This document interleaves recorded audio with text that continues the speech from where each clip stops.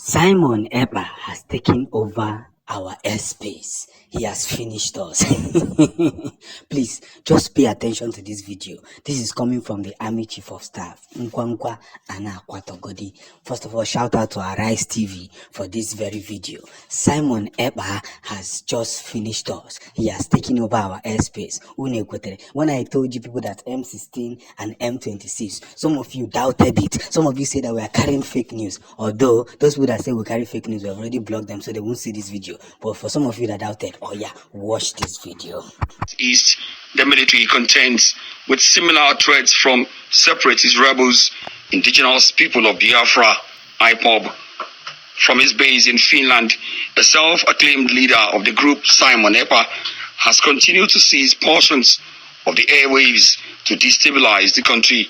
The Chief of Defense Staff, General Christopher Musa, wonders why Nigeria should continue to surrender its airwaves to Simon Eber. I always want to bring up this issue of Simon Eber. I still don't know why we're not doing anything much about him. We can't allow him get the airspace against us. The country Finland is offering him, is giving him refuge. They shouldn't do that for whatever reason. And we have diplomatic means of going through those things. So I think Ministry of Information can do so much. And in the southeast, the military contends with similar threats from separatist rebels, indigenous. You see, what this news broadcaster is calling us is calling the IPOB rebels, people who are fighting for their land. And I know that the person who is saying that is nothing but a Yoruba man. Yes, these are people who cannot even build their own lands. He's the one calling those who want to be free from the Zoo Caliphate, from the Fulani Caliphate. Look at what they are doing in the north. The Yoruba people think they are safe. They think they have juju, they have jazz. Whereas those who are wise in Biafra land have picked up weapons to defend their land against these same terrorists from Cameroon, who today ended the life of over 500 people in Taraba State. Protecting yourself is not a crime. There's nowhere in the Constitution of Nigeria, in the Constitution of the world, that protecting yourself is a crime. You have to brutally protect yourself from external forces. And that is why I will say this plainly, conveniently, that the hour has come for each and every one of us to realize the biggest victory that we possess. It doesn't matter how long they try to twist it. One thing that matters more is that Biafra actualization has already happened and victory has already been put in place. You see, we must communicate to the various orders that one must see. Big zone, big victory, what must be said, what must be put in place.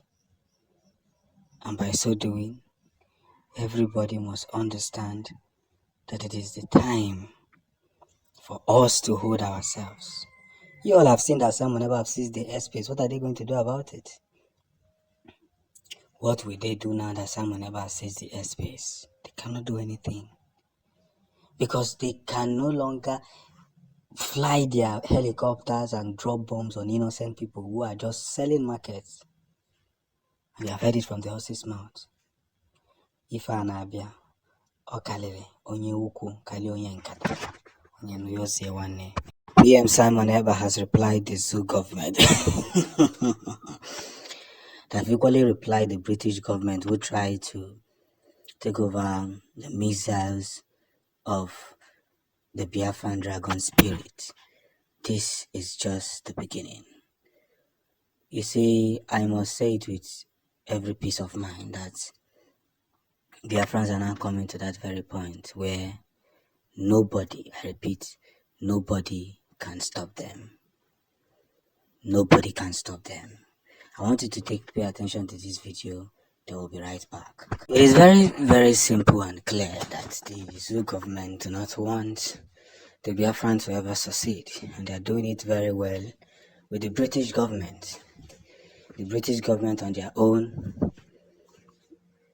has vowed with their life that instead of Biafra to rise, two things will happen. Everybody in Biafra land will go down. That's how terrible it has become. Yes, that's how terrible it has become. Instead of anybody to talk about Biafra, or for Biafra to be free, if a day may, yes. But the truth of the matter is this. You see, Biafrans are no longer begging for freedom. Obviously, they are no longer begging for freedom. They're not even asking anybody to help them go free. We're now fighting it.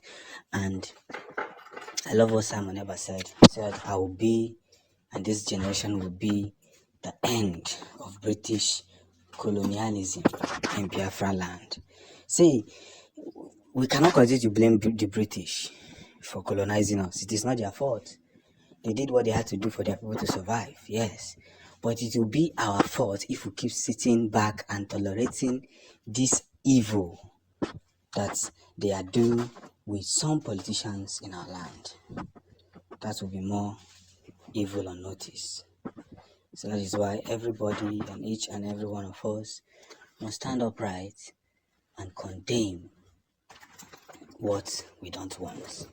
If you know what you don't want, sit up and say to yourself, enough is enough. I cannot continue to hold this to the doorstep. And before you know it, everybody will be free from this British colonialism. I love PM Simon Eber courage. He's a courageous man and he knows what he's doing. From the beginning, people thought that he's too cold to be the Biafran leader. But he has proven himself, and of course, the zoo is equally crying. The Musa is equally crying.